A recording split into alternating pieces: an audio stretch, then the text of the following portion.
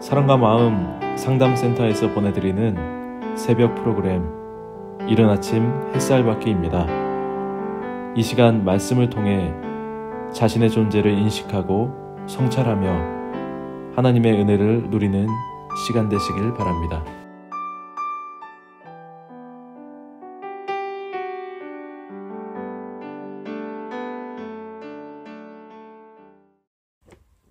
안녕하세요. 박선미 상담사입니다. 저는 종종 이러한 제 자신의 모습을 보게 되곤 합니다.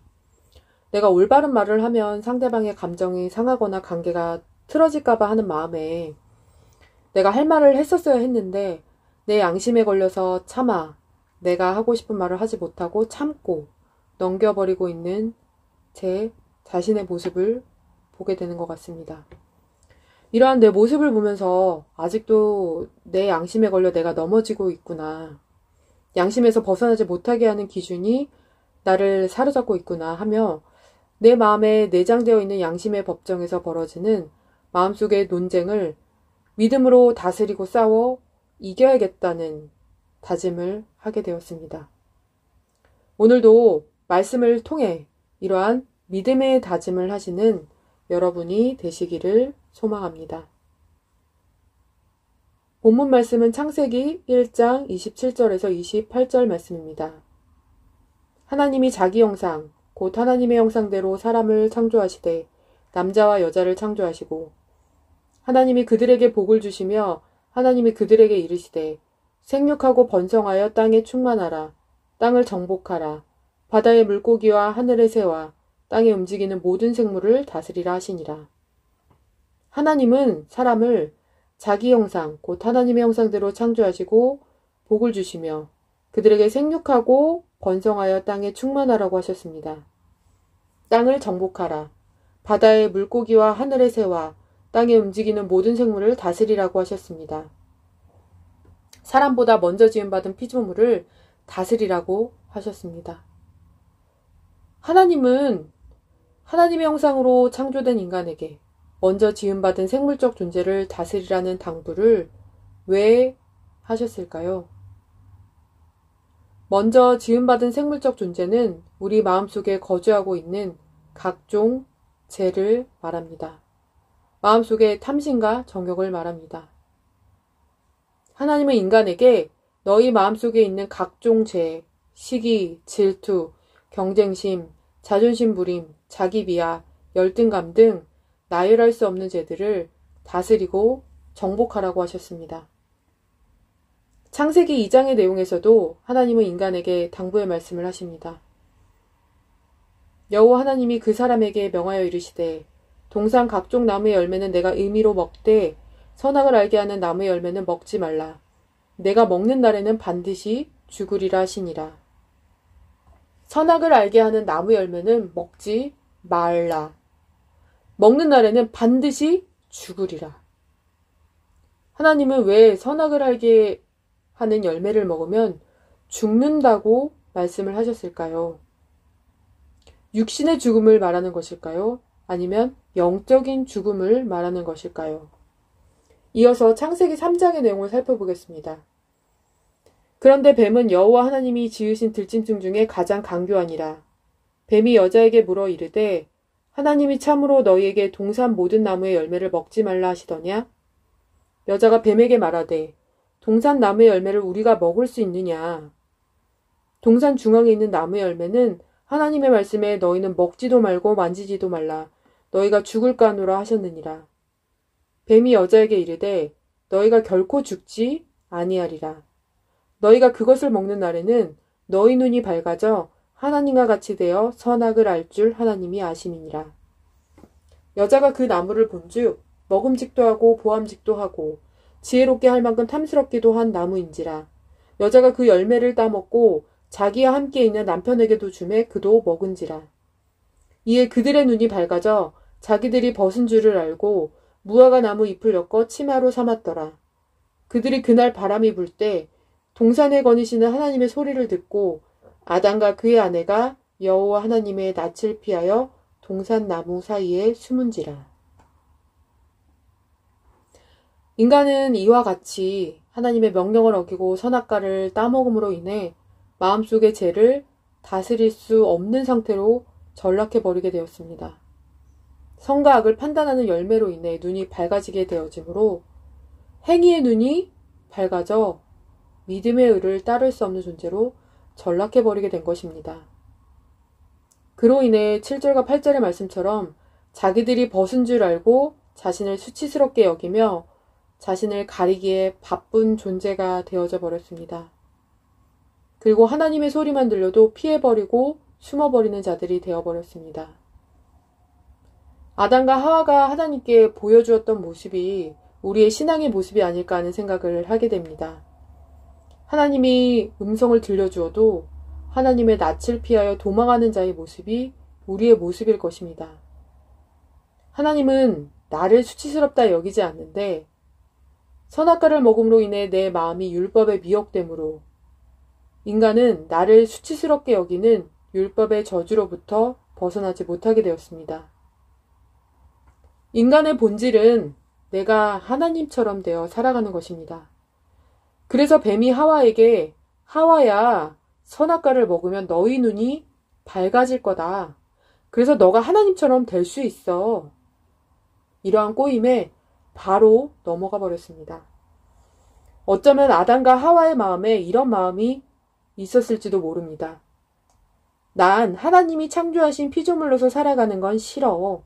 내가 하나님이 될 거야. 하나님처럼 되고 싶어.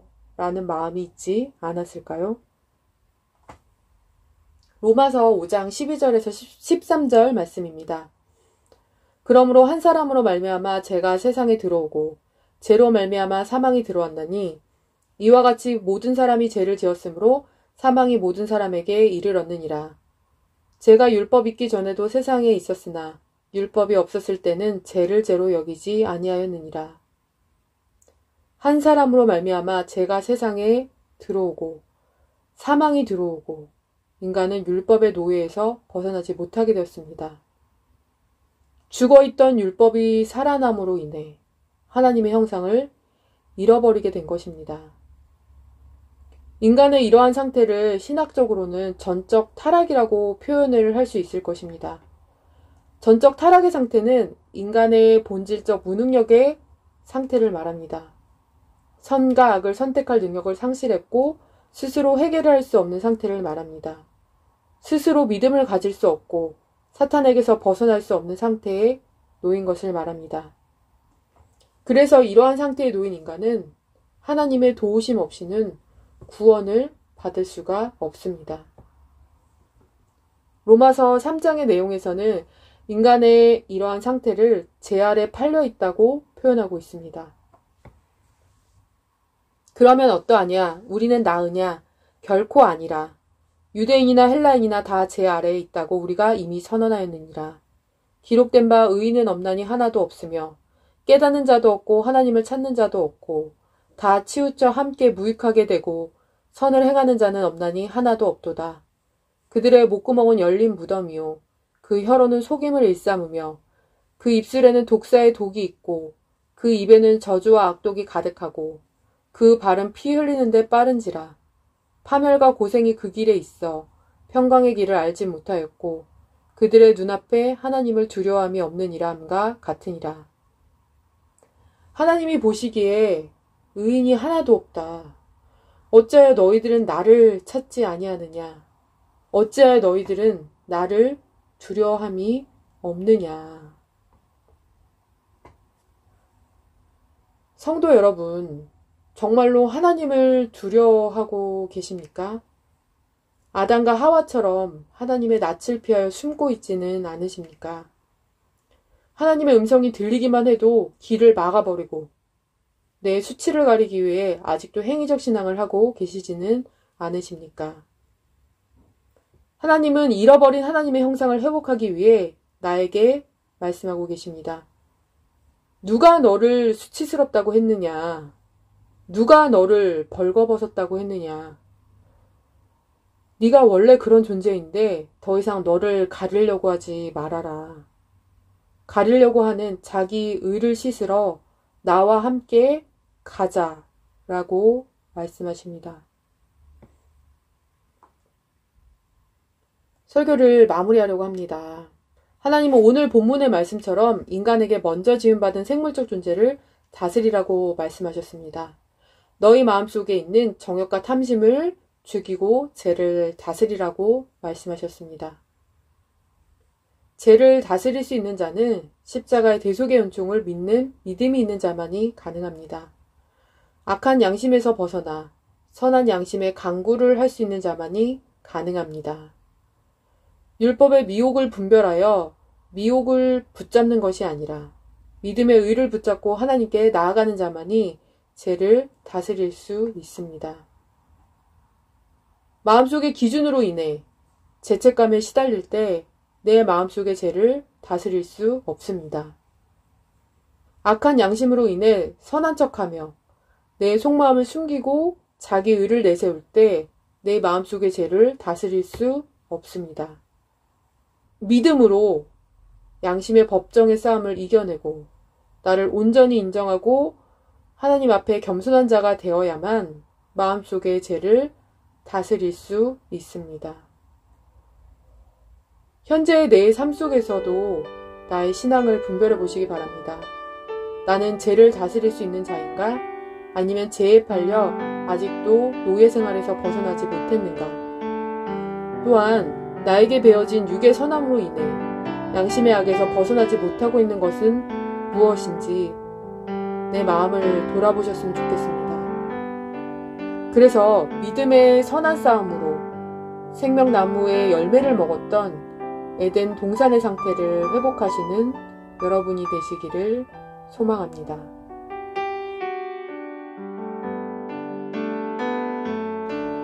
지금까지 사랑과 마음 상담센터에서 보내드린 새벽 프로그램 이른 아침 햇살받기였습니다.